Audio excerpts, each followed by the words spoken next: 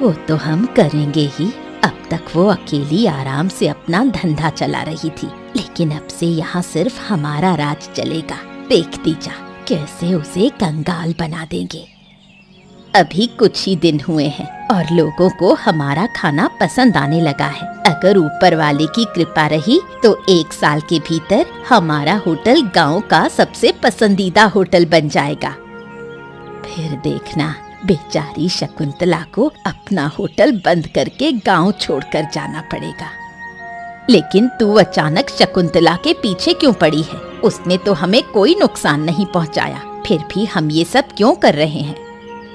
पहले उसका होटल ही गांव में इकलौता था। उसका घमंड देखो। अब मैं चाहती हूँ कि उसका घमंड चकनाचूर हो जाए।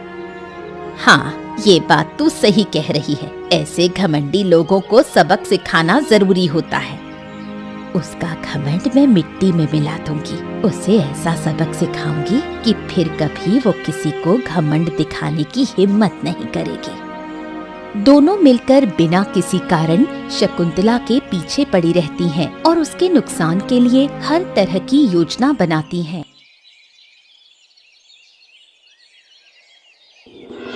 मुरली काफी समय से शकुंतला से मिले अपमान का बदला लेने का मौका ढूंढ रहा था। जब उसने देखा कि उसकी माँ बिमला और कोकिला मिलकर एक होटल चला रही हैं, तब उसके दिमाग में एक गंदी साजिश आई। उसने योजना बनाई कि शकुंतला को बिना किसी दोष के फंसाया जाए। वो इस बारे में आनंद से बात करता है। अरे क्या कहूँ यार आनंद, शकुंतला मौसी की बेटी ना आस्था, अरे हाय हाय, मुझे बहुत पसंद थी। मैं चाहता था कि माँ बाबा के साथ उसके घर जाकर रिश्ता तय करूं, लेकिन शकुंतला मौसी ने मुझे हंसी उड़ाकर ऐसा अपमानित किया ना कि मेरा दिमाग खराब हो गया है। हाँ, शायद उनका ऐसा करना स्वाभाविक भी था। उन्होंने क्योंकि अपनी बेटी को पढ़ा लिखा कर काबिल बनाया है, अब जाहिर है उसके लिए वो अच्छा वर चाहेंगी ना। अरे तो क्या मैं अच्छा वर नहीं हूँ क्या? एकदम निकम्मा ही समझ रखा है तुमने यार। तुम भी मेरी बेइज्जती कर रहे हो। मेरे पिताजी की जमीन जायदाद है, प्रतिष्ठा है, पूरे गांव में मेरे पिताजी का मान सम्मान है। मेरे जैसा लड़का उसे कहाँ मिलेगा?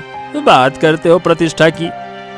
अच्छा ये बता, लोग तेरे बारे में क्या कहते हैं? क्या वही सम्मान तुझे देते हैं जो तेरे पिताजी को देते हैं? हो गई ना बोलती बंद। अबे शादी के लिए सिर्फ पिता की प्रतिष्ठा काफी नहीं होती है, खुद की भी कोई पहचान होनी चाहिए। सिर्फ विरासत से काम नहीं चलता। मुझे ये सब समझाने की कोशिश मत कर। जो अपमान मुझे झेलना पड़ा है उसका तो मैं बदला लेकर रहूंगा। तू आस्था को कोई नुकसान पहुंचाने की सोच रहा है क्या? साफ साफ बता। आस्था को नहीं रे, आस्था से तो मैं प्यार करता हूँ। उसकी अम्मा को ऐसी हालत में ला दूंगा ना कि उसे नदी में कूदकर जान देनी पड़ेगी, तो देखना।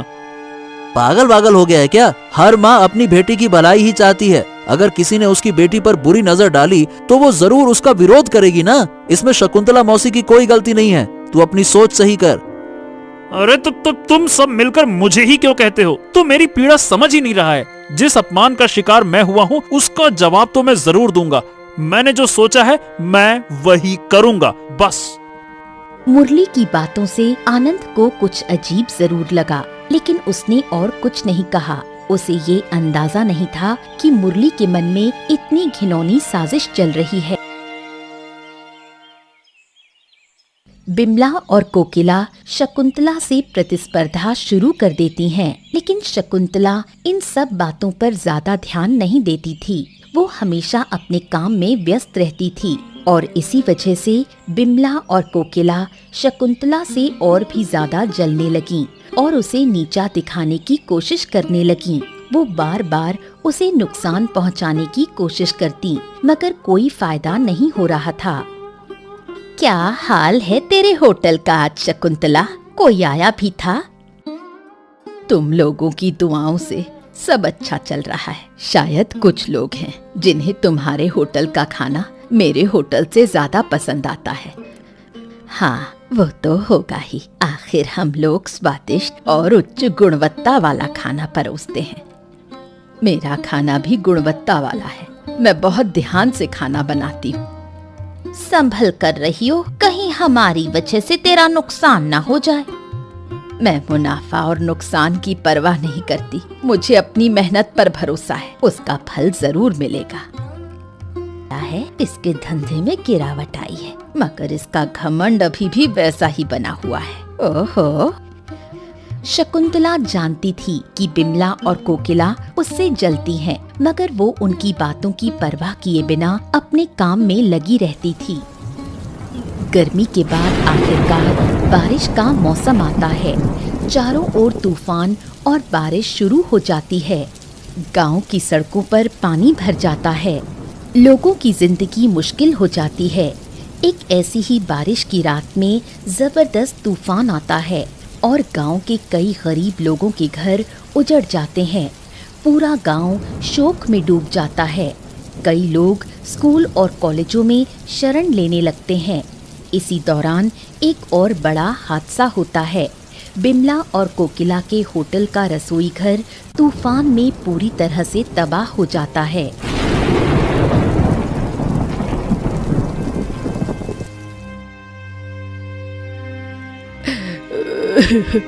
ये क्या हो गया भगवान, हमने इस किचन को बनाने में 20,000 रुपए खर्च किए थे, अब इसकी भरपाई कौन करेगा।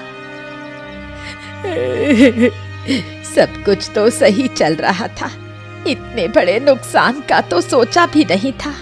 अब सब फिर से कैसे शुरू करेंगे। अरे विमला विमला विमला विमला, रोने से कुछ नहीं होगा।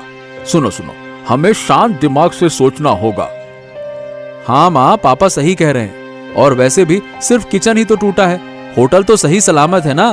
सोचो, ये अच्छी बात है और यही तो हमारी किस्मत है। लेकिन किचन ही तो असली चीज है, अगर वो नहीं रहा तो खाना कैसे बनेगा। अब अगर फिर से सब लगाना है तो पैसे भी लगेंगे और समय भी। आप लोग उदास मत होइए। सोचिए, गांव के कई लोग तो अपना पूरा घर खो बैठे हैं, हम तो फिर भी सौभाग्यशाली हैं ना। पीतांबर और प्रणब मिलकर कोकिला को सांत्वना देने की कोशिश करते हैं, लेकिन बिमला और कोकिला अपने बंद हुए व्यापार के कारण बुरी तरह टूट जाती हैं।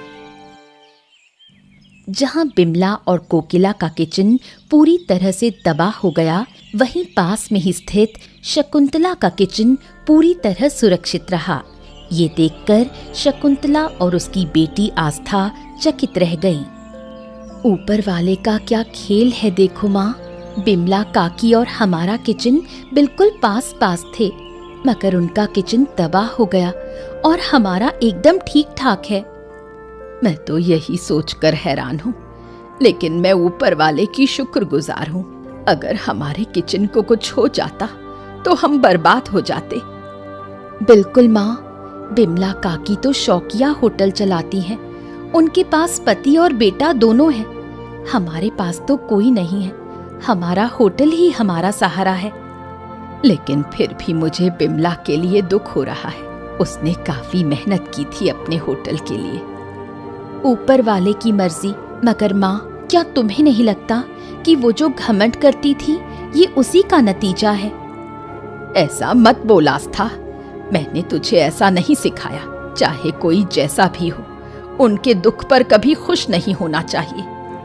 माफ करना माँ, मुझसे गलती हो गई, आगे से ऐसा नहीं कहूंगी। दिल तो कर रहा है कि जाकर उससे मिलूं, लेकिन वो मुझे पसंद नहीं करती। कहीं कुछ कह दे तो और दुख होगा। माँ, ये उनका व्यक्तिगत मामला है, हमें बीच में नहीं पड़ना चाहिए। भले ही बिमला शकुंतला से नफरत करती थी, लेकिन शकुंतला उसके दुख में अफसोस जरूर कर रही थी। जहां कोकिला और बिमला अपने नुकसान से दुखी थीं, वहीं मुरली ने एक बड़ा षड्यंत्र रच डाला। उसने योजना बनाई कि शकुंतला को फंसाया जाए और बिमला व कोकिला के हाथों से उसे सजा दिलाई जाए। वो धीरे धीरे शकुंतला के खिलाफ बिमला और कोकिला के दिमाग में जहर घोलने लगा। हमने फिर से किचन बनवाना शुरू किया है, 15,000 रुपए लगेंगे और कह रहे हैं कि 1 महीना लगेगा सब कुछ ठीक होने में। और इस 1 महीने में हम काम भी नहीं कर पाएंगे। ऊपर से किशनलाल बाबू का कर्ज भी वापस देना है। सब कुछ अच्छा चल रहा था, बस एक तूफान ने सब कुछ उल्टा कर दिया। समझ नहीं आ रहा क्या करें। अरे तुम लोग अब तक रो रही हो, मगर असली खेल समझ ही नहीं पाई।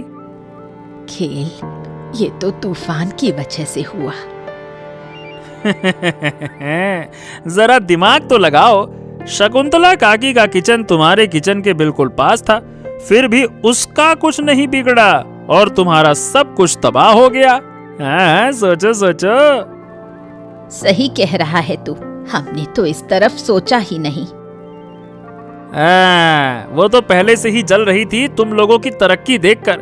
उसी ने सब कुछ प्लान किया होगा। तूफान की रात में सब कुछ कर दिया और सब तूफान पे डाल दिया ताकि किसी को शक भी ना हो। शकुंतला, तू हमारे साथ ऐसा कर सकती है? अब देख तुझे कैसे सबक सिखाते हैं। देख शकुंतला काकी, मेरे अपमान का बदला कैसे लेता हूँ मैं। तुम और तुम्हारी बेटी अब सड़कों पर आए बिना नहीं रहोगे, देखना तुम।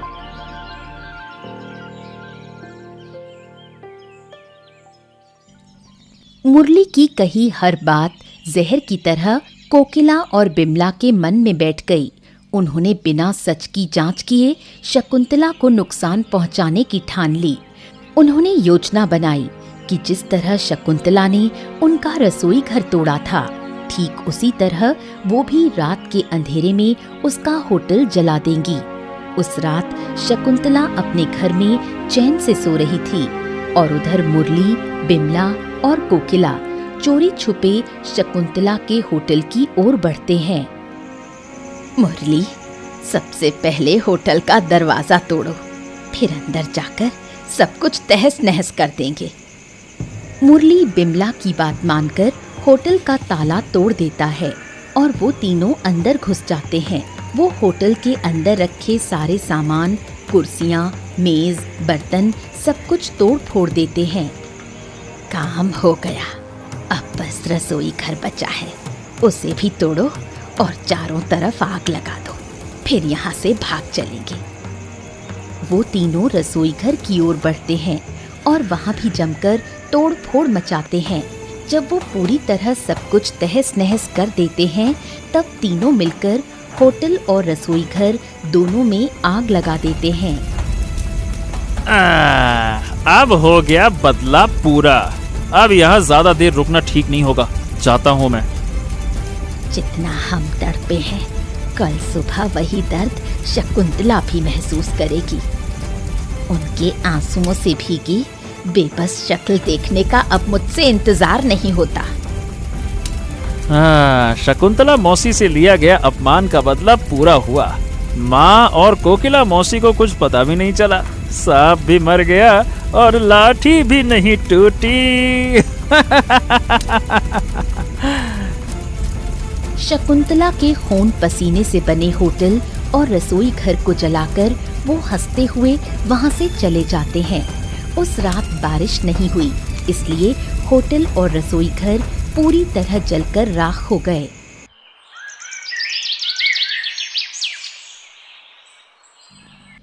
अगले दिन सुबह पूरे गांव के लोग शकुंतला के जले हुए होटल के सामने इकट्ठा हो जाते हैं।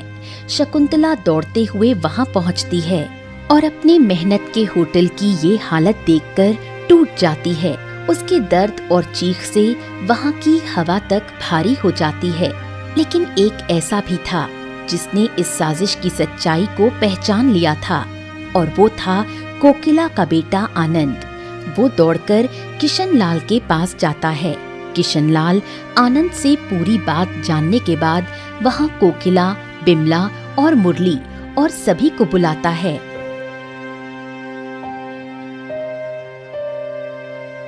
हो शकुंतला के साथ जो हुआ बहुत ही बुरा हुआ, अन्याय हुआ, और साफ जाहिर है कि इसके पीछे किसी का हाथ है। उसके होटल में आग लग गई तो इसका मतलब ये नहीं कि हमें सबको यहाँ बुला लिया जाए। अब देखिए, मैंने बिना कारण आपको नहीं बुलाया है। कोकिला देवी के बेटे आनंद ने मुझे सब कुछ बता दिया है। आनंद? वो इन सब में कहां से आ गया? जिस दिन तूने बदले की आग में अपनी ही माँ के होटल की रसोई को तोड़ा, उसी दिन मैं समझ गया था कि तू कितना बुरा आदमी है। अरे साले आनंद, तू झूठ क्यों बोल रहा है? मैं क्यों अपनी माँ के होटल को तोड़ूंगा? फालतू की बात मत कर, दिमाग मत खराब कर मेरा। जब दोनों के बीच बहस चल रही थी, तभी वहाँ कुछ पुलिस वाले आ जाते हैं। वो किशन लाल को एक कपड़े का टुकड़ा दिखाते हैं जो उन्हें शकुंतला के होटल की जांच के दौरान मिला था। काफी जांच के बाद ये साफ हो गया कि वो टुकड़ा मुरली के कपड़ों का था। अब तो पुलिस ने भी तेरी साजिश पकड़ ली है। अब भी बोलेगा कि मैं झूठ बोल रहा हूँ? अब मुरली कुछ भी नहीं बोल पाता क्योंकि उसे समझ आ गया कि वो पकड़ा गया है। मैंने कभी नहीं सोचा था कि मेरा ही बेटा मुझे इतना बड़ा धोखा देगा। उसकी बातों पर भरोसा करके मैंने शकुंतला का नुकसान किया। शकुंतला, मुझे माफ कर दे। जो नुकसान होना था वो तो हो चुका। अब तुम्हारी माफी से कुछ नहीं होगा। बिमला और कोकिला अपनी गलती समझ जाती हैं और शकुंतला से वादा करती हैं कि वो तीनों मिलकर एक नया होटल खोलेंगी और मिलजुल कर चलाएंगी। शकुंतला खुश हो जाती है। मुरली पुलिस से बचने के लिए शकुंतला से माफी मांगता है और शकुंतला उसे माफ कर देती है। बिमला, कोकिला और शकुंतला के बीच की सारी कड़वाहट खत्म हो जाती है। वो मिलकर रहना शुरू कर देते हैं। इस तरह नफरत से उनके जीवन में फिर से प्यार की शुरुआत होती है।